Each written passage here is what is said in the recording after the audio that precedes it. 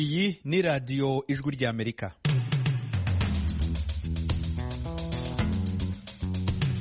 Radiyo ijwi ry'Amerika ivugira i Washington DC mu Kirundi no mu Kinyarwanda. Mu Burundi mutwumvira ku mirongo migufi ya shortwave kuri metero 19 na metero 22, naho mu Rwanda turi kuri FM 104 n'ibice bitatu y'ijwi ry'Amerika no kuri FM 88 n'ibice bitatu ya radiyo Inshuti ya Bose. Mwiriho neza nshuti mwese muduteze amatwi, ni Edi Rwema ubasuza kandi mbaye ikaze mu makuru yacu y'aka kanya. Komisiyo ishinzwe kugenzura imikorere y'itangazamakuru mu Burundi ikomeje gukomorera bimwe mu bitangazamakuru byari byarahagaritswe. Radiyo y'Abongereza BBC yasabwe kongera gusaba uburenganzira bwo gukorera mu Burundi. Nico gituma twabahamagaye kugira ngo tubamenyeshe izuba ryaka bene umurango babona ko iki kinyamakuru ikiriho kironse uburenganzira bwo gusubira gukora atakuraba inyuma.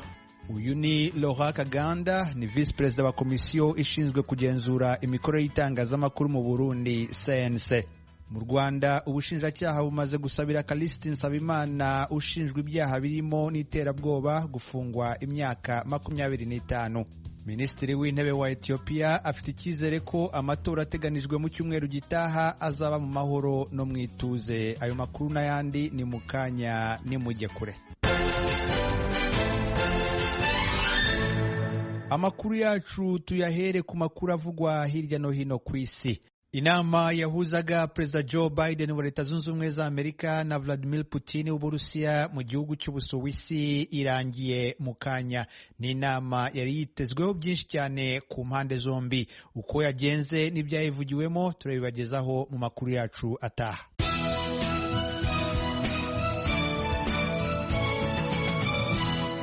Minisitiri w'intebe wa Ethiopia afite icyizere ko amatora ateganijwe mu cyumweru gitaha azaba mu mahoro no mu ituze. Ni inkuru twateguriwe na Fidel Niyongabo.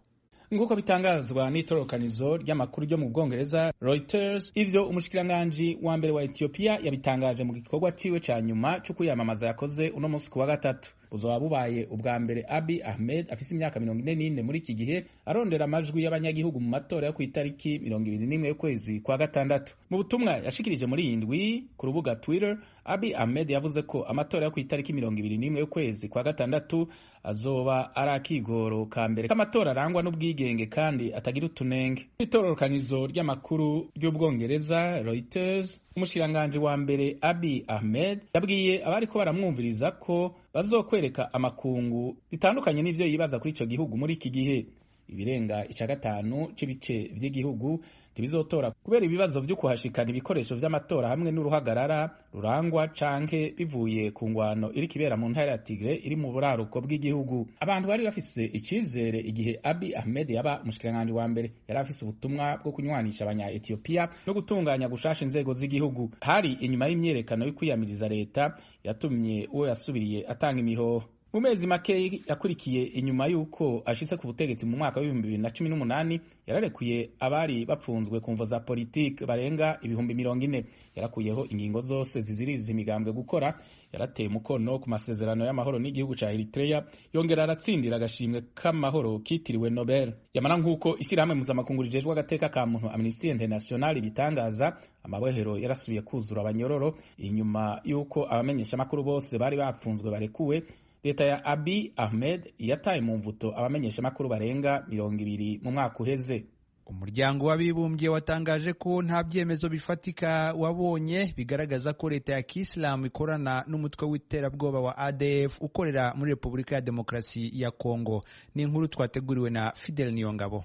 Kubw'itororokanizo ry'amakuru ryo mu Bwongereza Reuters, abahinga ku vyerekeye akarere ko muri Afrika yo hagati bamaze igihe bibaza niba umugwi ADF wagirijwe ubwicanyi bwateye bwiyongera mu kiringo c'imyaka 2 irangiye mu buseruko bwa Kongo gukorana biboneka na leta ya Kisilamu ikorera mu karere ko mu buseruko bwo hagati bw'isi. Umugwi ADF warifatanije cese na leta ya Kisilamu yiyitiriye bimwe mu bitero wakoze. Leta ya Amerika yise umugwi ADF ISIS DRC, nukuvuga leta ya Kisilamu yo muri Repubulika ya Demokarasi ya Kongo, igihe yashira umugwi ku rutonde rw'imigwi y'iterabwoba. Itororokanizo ry'amakuru ryo mu Bwongereza Reuters rivuga ko muri raporo yabo ya nyuma abahinga b'ishirahamwe ONU bamenyesha ko bifitiye akamaro umugwi ADF na leta ya Kiislamu gutangaza ku mugaragaro ko bikorana. Yamara batangaza ko atavyemezo bigaragara batoye vy'uko leta ya Kiislamu igenzura ibikorwa vy'umugwi ADF canke ubufasha mu buryo bugaragara haba mu bijanye n'amafaranga, abagwanyi canke ibikoresho. Umugwi ADF warakoze ibitero bigayitse vyo kwihora ku basivili kuva igisirikare ca leta ya Kongo gitanga ibikorwa vyo kuwugwanya mu mpera z'umwaka wa 2019. Uwo mugwi wishe abantu bagera ku 850 mu mwaka uheze mu buseruko bw'igihugu hisunzwe ibiharuro vyatanzwe n'ishirahamwe ONU. Ubwicanyi bwarabandanije muri uyu mwaka mu gihe uwo mugwi ukora ibitero hafi uko indwi itashe. Barakoze bagenzi bacu batugejeho amakuru avugwa hirya no hino ku isi. Inshuti zacu tubibutse ko iyi mwumva ari radio Ijwi rya Amerika. Mushobora kandi gukurikira ibiganiro byacu munyuze ku rubuga rwacu rwa internet kuri wa3.radio@voa.com. Mukanya turajya mu karere k'ibiyaga bigari. Komisiyo ishinzwe kugenzura imikorere y'itangazamakuru mu Burundi ikomeje gukomorera bimwe mu bitangazamakuru byari byarahagaritswe. Radio y'Abongereza BBC yasabwe kongera gusaba uburenganzira bwo gukorera mu Burundi. Ni inkuru twateguriwe n'umunyamakuru w'Ijwi rya Amerika Eloge Wiri Kaneza. Urwego CNC rwatangaje izi ngingo rubicishije mu itangazo rwasomeye abanyamakuru kuri uyu wa gatatu ku mugwa mukuru w'ubutunzi Bujumbura. Laurent Kaganda icegera c'umukuru wa CNC yarisomye yasavye ikinyamakuru kiriho gukora cisunza amategeko kandi kidasize inyuma gushigikira umugambi w'iterambere ry'igihugu. Ingingo yo guhagarika ikinyamakuru ikiriho yari yafashwe ku igerekezo rya 12 Gitugutu muri 2018 na parake nkuru y'igihugu. Nisho gituma twabahamagaye kugira ngo tubamenyeshe izuba ryaka bene umurango babona ko iki kinyamakuru ikiriho kironse uburenganzira bwo gusubira gukora atakuraba inyuma, ariko tukagisaba gukora cisunze amategeko kandi gikora ibyo conyene cyasavye ataguca hirya no hino. Tukaba tucifurije gutera imbere nk'umuzinga gikora ibirama mu byo kizokora, ngirano ntikizokwibagira wa mugambi w'iterambere w'igihugu kuko gushika ubu niwo dusanzwe tugezeko. Ntaganda yanavuze ko atantambamyi kugeza ubu zihari ko radio y'Abongereza BBC yosubira gusamirana mu Burundi, ariko hibwirizwa kubanza gusubira gusaba uruhusha. Ni muri iyo ntumbero mbere abo mu radio BBC batahengeshanije kuza barasaba ryari izokugururirwa kugira ngo isubire gusamirana. Ni naco gituma rero twari tugize iminsi tuvyiga mugobo kuri uno munsi abagize urwego nshingwa bikorwa rw'ikigo kijejwe kumenyesha makuru mu Burundi cabonye ko atantambami nimwe yuko iyo radio y'Abongereza BBC yokora, mugabo ikabanza gusubira gusaba uburenganzira bwo gukora kuko uburenganzira bwari bararonse bwari bwarayatswe. Watswe rero uburenganzira utusaba bushasha. Twizere ko rero ababo muri BBC abayitwara, abayirongoye, abayihagarariye imbere y'amategeko baza kuvyumva basabe bushasha dosiye yabo, tuyige turabe yuko bazoba bakuje vyangombwa, duce rero tubaha uburenganzira basubire gusamirana mu mahoro n'umutekano. Umuyobozi mukuru w'ikiriho Philippe Ngendakumana yashimye ingingo yari yishikiye ku cicaro ca CNC kumva inkuru nziza. Bene wacu bamenyesha makuru, aha twaje gushima rero, twaje gushimira CNC yuko inyuma y'imyaka 2 n'amezi 8 ishoboye gufata ingingo yuko twosubira tugakora ku mugaragaro. Turayishimiye gose, turayishimiye cyane kuko yumvise akamu twarayitakambye ati ingo mutubere umuhuza, mudushikire kwa procureur general de la République, kumushikiriza manza kizigenza wa Republika kugira mutuvugire afata ingingo yo kuturekura gukora. Barabikoze, turabashimiye, kandi iyo ngingo procureur general de la République yarayikuye. Inaco gituma rero mubona none munsi turi ngaha, tukaba tumwemereye yuko ivyo yadusavye mwiketi yuko twokwisunga karangamutima k'ikimenyesha makuru tuyifashe nta nkama. Mu nyuma rero kandi arico gikuru twashimiye nyakubahwa president de la République, mukuru w'igihugu, kuko ubona yarateye akamo CNC yuko yokwegera ibinyamakuru biri mu bihano hama bakavugana bakaraba ukungene byo kugururwa. Ikindi kinyamakuru cari cugawe nyuma y'ihirikwa ry'ubutegetsi ryaburijwemwo mu 2015 ariyo radio Bonesha FM nayo yaheruka kugururwa. Ibi vyiyongereye kwirekurwa ry'abanyamakuru bane b'ikinyamakuru cigenga Iwacu buca haba Noel umwaka ushize nyuma y'umwaka urenga bari bafunzwe, vyatumye RSF umuryango mpuzamahanga uharanira ubwigenge bw'itangazamakuru uha amanota Burundi mu cegeranyo c'uyu mwaka nkuko Arnaud Froger awurongoye ku mugabane wa Afrika yabisiguriye ijwi rya Amerika. J'en veux pour preuve évidemment la libération et la grâce accordée aux 4 journalistes. Atubwa mbere n'ingingo ya perezida yo kurekura no guha ikigongwe abamenyesha amakuru bane b'ikinyamakuru Iwacu bari bamaze umwaka urenga bafungiye ubusa. Ugushaka kwa perezida ko kugurura amaradiyo yugawe ndetse imwe muri zo Bonesha FM ikaba yaramaze kugururwa. Igisata c'ikimenyesha amakuru Iwacu naco nyene caruguruwe. Ibiganiro byaratanguye kugira ngo amaradiyo mpuzamakungu nka BBC n'ijwi ry'Amerika yugururwe n'ibindi.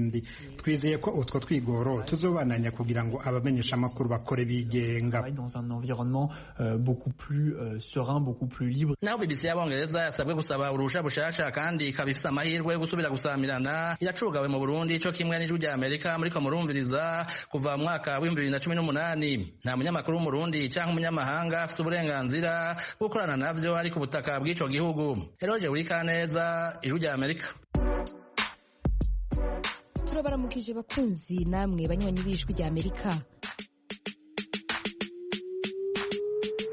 Mu ntumbero yo kuronka amakuru y'imvaho kandi agezweho dushobora gusangiza n'abanywanyi bose, ni ngombwa ko tubandanya gukorera hamwe mu kuronka amakuru yizewe kandi twosangiza abatwumva. Kubera iyo mvo, ijwi rya Amerika ribasaba ko mwobandanya kudushikiriza amakuru, amafoto, amavideo y'ibibera aho mutuye, aho mukorera, aho mwiga n'aho mugendera. Mwodushikiriza n'ibindi vyiyumviro n'ivyifuzo mufise vyo dufasha kubandanya tubashikira ku nyota y'ibibaraje ishinga mukoresheje urubuga rwa Facebook VOA Radio Yacu canke inomero yacu ya WhatsApp ikurikira *1204241 Ijwi rya Amerika ni radio yanyu.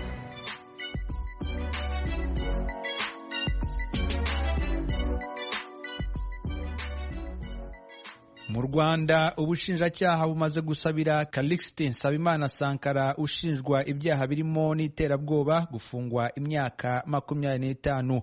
Uyu kandi asanzwe ari mu rubanza rumwe n'umunyapolitike utavuga rumwe na leta Paul Rusesabagina. Ni inkuru y'umunyamakuru w'ijwi rya Amerika Assumpta Kaboyi.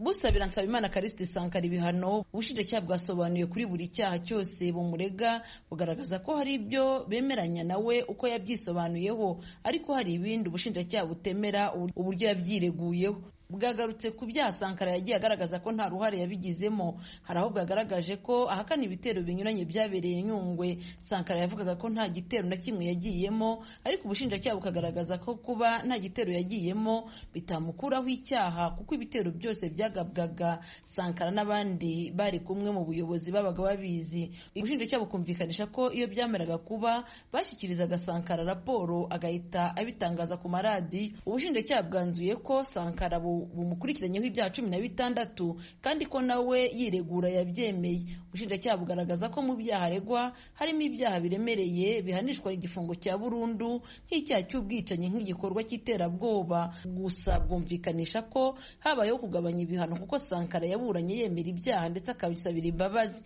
Ubushinjacyaha bwanagaragarije urukiko ko Sankara atigeze abarushya, yaba mu bugenzacyaha, mu bushinjacyaha ndetse no mu rukiko, ko yakomeje kwemera ibyaha byose aregwa kandi akaba yaratanze amakuru yafashije mu iperereza. Ubushinjacyaha bwanasobanuyeho kuba Sankara ari ubwa mbere akurikiranywe n'inkiko, nayo yaba impamvu nyoroshya agahanishwa igifungo cy'imyaka 25 aho kuba igifungo cya burundu. Ubushinjacyaha ariko bwanasabye urukiko gutegeka ko irangamuntu na pasiporo yahawe n'igihugu cya Lesotho yabyamburwa ndetse na telefone 3 yafatanywe. Ubushinjacyaha bwasabaga urukiko ko igihe bazaba baciye urubanza ibi byangombwa bitazongera gusubira mu maboko ya Sankara ndetse n'izi telefone. Nsabimana Callixte Sankara yafatiwe mu birwa bya Komoro mu kwezi kwa kane umwaka wa 2019 yoherezwa mu Rwanda ngo akurikiranwe n'inkiko ku byaha yaregwaga. Urubanza rurakomeza kuri uyu wa kane, ubushinjacyaha bukomeza gusabira ibihano abandi bareganwa nawe. Kugeza ubu ubushinjacyaha nibwo bufite ijambo busobanura ibyaha buri wese uregwa muri uru rubanza akurikiranyweho ndetse bugahita busaba n'ibihano. Iki cyiciro nikirangira abaregwa nabo bazagira icyo basobanura ku bihano basabiwe n'ubushinjacyaha. Assumpta Kaboyi, Ijwi rya Amerika, i Kigali.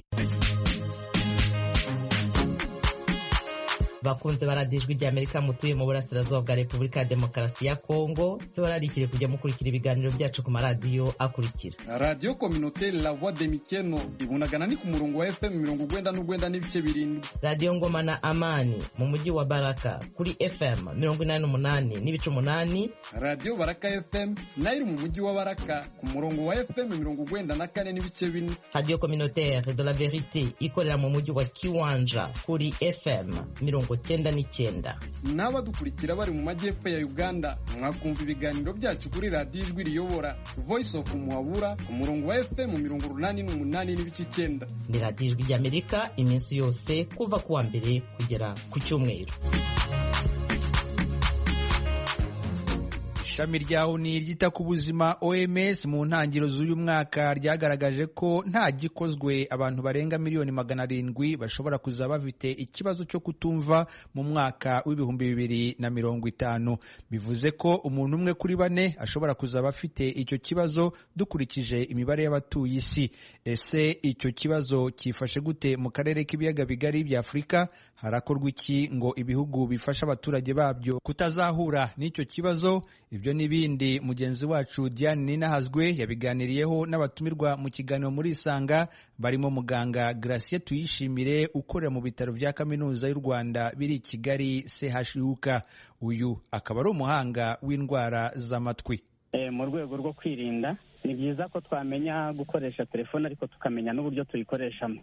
Buri ikibazo kihaba navugaga ko si mu kwitaba gusa, kuko akenshi mu kwitaba uretse nk'abantu wenda bakora mu bigo by'itumanaho nibo bitaba telefone amasaha menshi, naho mu bijyanye no kuganira kuko telefone ni ngombwa mu buzima bwacu bwa buri munsi. Icyo navugaga ni uko kwitaba ibyo byo ni ibisanzwe, ariko iyo abantu bakoresheje ekuteri icyo gihe bagira tandansi yo gushyiramo volume nyinshi yenda kugira ngo bumve. Ibi kandi si telefone gusa, ahubwo na bino bikoresho bindi by'umuziki abajene bambara bari muri jogging cyangwa se bari mu gutembera, akenshi bagira tandansi yo gushyiramo umuziki kugira ngo bagende bumva. Ahangaha rero ikibazo kihaba biriya bikoresho kuko uruva biba bifutse amatwi, iyo batarebye neza bagira tandansi yo gushyiramo volume nini. Iyi volume rero niyo itangira kwangiriza, cyane cyane iyo bibaye ibintu umuntu akoresha umunsi ku munsi. Mbese tugendeye kuri biriya byegeranyo bya OMS, ni ikibazo cy'abakoresha telefone cyangwa ni ikibazo cya rusange?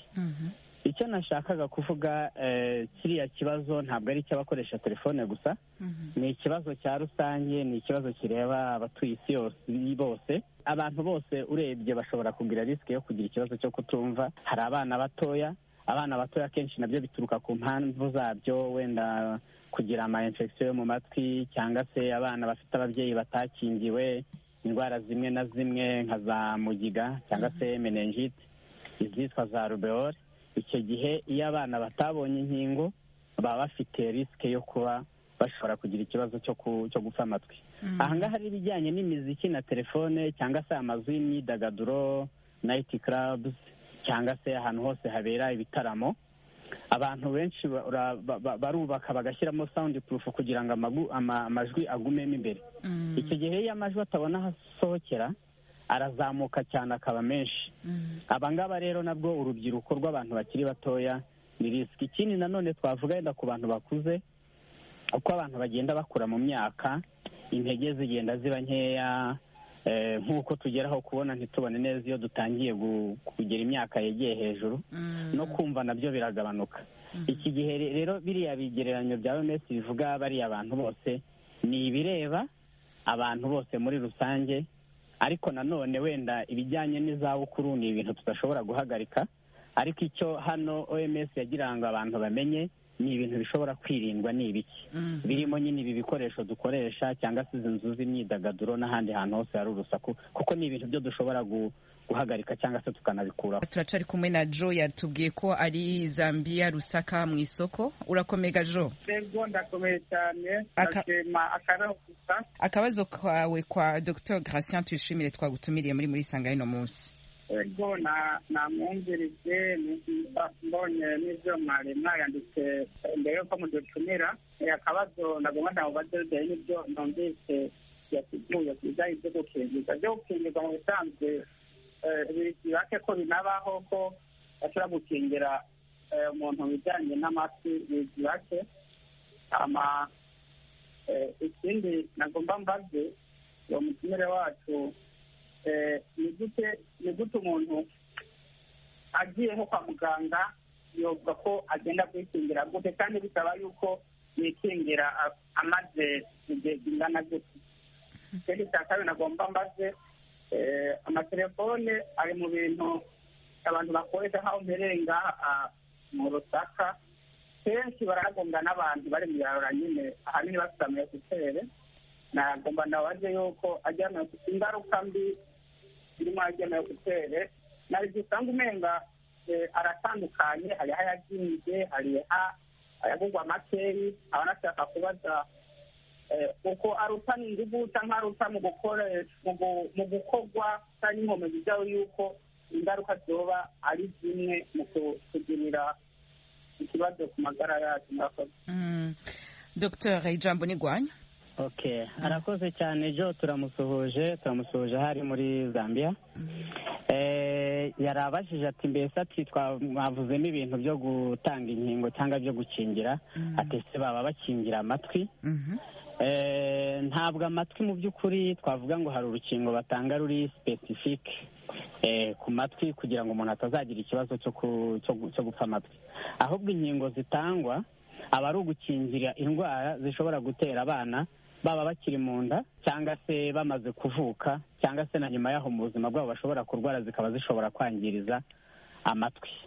Ahangaha rero twavuga nk'iyo ndwara ya mugiga mu kinyarwanda bita mugiga cyangwa se meningite mu gifaransa. Iriya ni indwara ikingirwa, umuntu wakingiwe risike zo kuba yayirwara ziragabanuka kuko iri mu ndwara zimwe na zimwe zituma abantu batakaza ubushobozi bwo kumva. Indi ndwara nanone ni yenda twavuga ariko nanone bijyanye wenda n'imiti abantu bafata n'indwara ya tuberculose. Indwara ya tuberculose nayo turabizi ko irakingirwa abana bakiri batoya, ariko umuntu utarayikingiye yayirwaye mu miti batanga harimo imwe ishobora gutera abantu kugira gutakaza ubushobozi bwo kumva. Ahangaha rero hariho n'indi nanone yitwa rubeole, ntago namenya mu kinyarwanda, ntago mfite uko bayita. Izi ndwara rero ziri mu ndwara zikingirwa, umuntu risike zo kuba yayirwara amaze kuvuka ikagabanuka. Iyo risike rero yo kuyirwara igabanutse na risike yo kuba yagira ingorane zo gutakaza ubushobozi bwo kumva zivuye kuri iyo ndwara urabyumva ko nazo zigabanuka. Ikindi yari atubajije nanone, yari atubwiye ati umuntu aragenda mu muhanda agahura n'abantu bafite amayekuteri mu matwi, hariho zimwe zigura amafaranga makeya, hari izigura amafaranga menshi. Ati se ndumva yabazaga ati se umuntu yamenya gute zitatera ikibazo niba numvishe neza ikibazo cye. Yego. Ntabwo kuba telefone yatera ingorane zo kutumva bishingira ku gaciro kayo, cyangwa se zikutera ngo bivuge ngo ntabwo zigura amafaranga menshi nta kibazo gihari, zigura makeya zatera ikibazo. Ahubwo icyo tuvuga ni uko mu gihe bishoboka abantu ibintu byo gukoresha amayekuteri babiminimiza ku buryo bushoboka bakabigabanya, ababishoboye ntibabikoreshe. Niba waba uri no kwitaba ukitaba bisanzwe, ariko ntushyire ekuteri mu matwi yawe, kuko iyo ushyizemo rwa rumuri rwose uruyobora mu gutwi, apana urumuri, irya jwi ryose uriyobora mu gutwi, noneho ryagera mu gutwi rikahagera ari ryinshi, noneho iyo udashyizemo bwa bwirinzi bwo gukontorora ngo umenye volume wumviraho ni iyihe, bikaba bishobora kubyara ikibazo. Tugira abantu inama y'uko bagabanya igihe bakoresha ekuteri ni ukuvuga ngo tubara mu cyumweru kuko hari ibipimo tuvuga ko biri sefu ariko hariho n'ibipimo nanone tuvuga ko bitari sefu bigereranyije n'igihe ubikoresha mu cyumweru, haba kuri telefone, haba kuri ibyo byuma by'imiziki, ndetse rimwe na rimwe n'ahantu dukorera cyangwa se ibyo dukora nk'aba bantu bakora mu mabuwate cyangwa se bakunda kuyajyamo. Ibi byose bisaba ko tugabanya cya gihe tumara ahantu hari urusaku rwinshi. Ego muganga rero Gratien Tuyishimire, tusa nk'abariko barasozera kino kiganiro, inama mwogira abantu batandukanye, baba marayeta, baba abanyagihugu, baba abavyeyi, kuko muravuga yuko n'abana amatwi abakarira cane, niyahe kugira ngo umwaka w'ibihumbi 2050 tuzowushikemwo ivyo biharuro OMS yavuze bitameze gutyo vyarahindaguritse? Yego, murakoze cyane. Turakomeza gushimira abadukurikiye bakomeza kumva ubutumwa dutanga. Icyo twagiramo abantu inama, yenda twahera ku bantu ku giti cyabo, ni ukuvuga ababyeyi, imiryango. Ikintu bagomba kubanza kumenya ni uko iki kibazo kirahari kandi kirareba abantu bose. Nta muntu n'umwe ushobora kuvuga ngo njyewe ntikindeba, kuko iki kibazo cyo kugira ibibazo byo kutumva gishobora gushyikira umuntu uwo ari we wese. Abantu rero bagomba kubanza bakamenya icyo ngicyo, noneho ariko bakanamenya nanone ko igishimishije hari byinshi, nubwo atari byose, hari byinshi abantu bashobora kwirinda.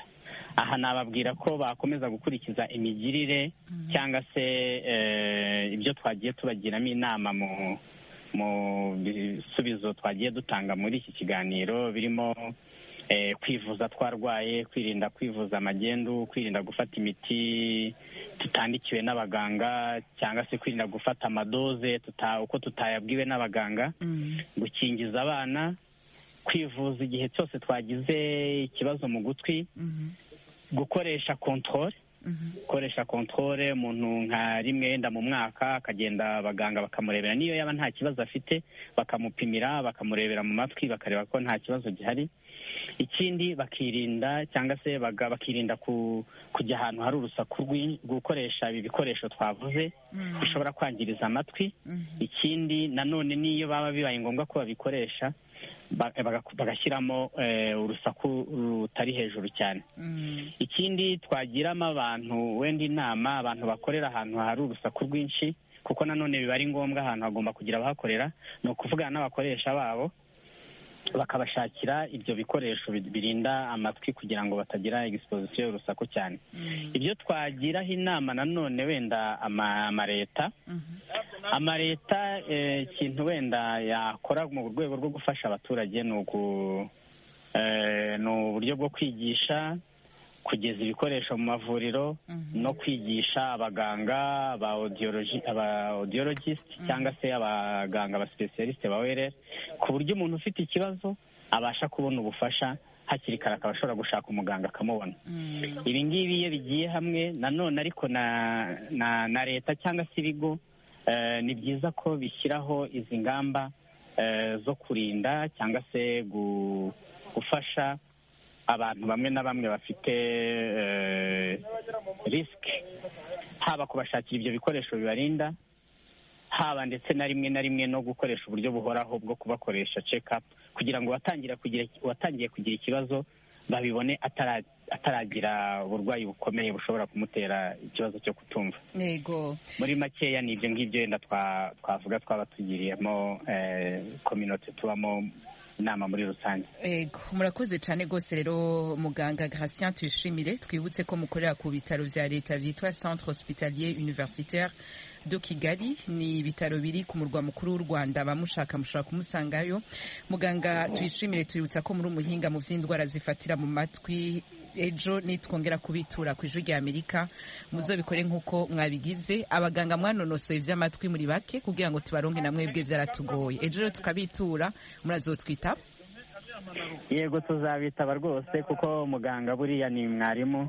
Dushinzwe kuvura, ariko cyane cyane dushinzwe prevention no gufasha abantu kugira ngo uburwayi bwere kubashikira hakiri kare, tukabafasha kwirinda dutanga inyigisho nk'izi ngizi. Igihe cyose rero muzadukenera muzatubona, nubwo turi bakeya, nubwo akazi kaba ari kenshi, ariko tugomba gushakamo umwanya wo kugira ngo dutange ubutumwa nk'ubu ngubu, cyane cyane ubutumwa nk'ubu bugera ku bantu benshi. Murakoze cyane nshuti muduteze amatwi. aha niho dusoreje amakuru yacu yo kuri iyi saha. ndabashimira ko mwahisemo gukurikira Ijwi rya Amerika. shimira na bagenzi banjye bamfashije gutegura aya makuru. washyize hamwe aya majwi ni Fatuma Alimasi Kalala. amakuru yarahagarariwe na Frederic Nkundikije, naho kuri mikoro mwari kumwe nanjye Edi Rwema wabafashije kuyakurikira. mbasezeho mbifuriza amahoro n'amahirwe.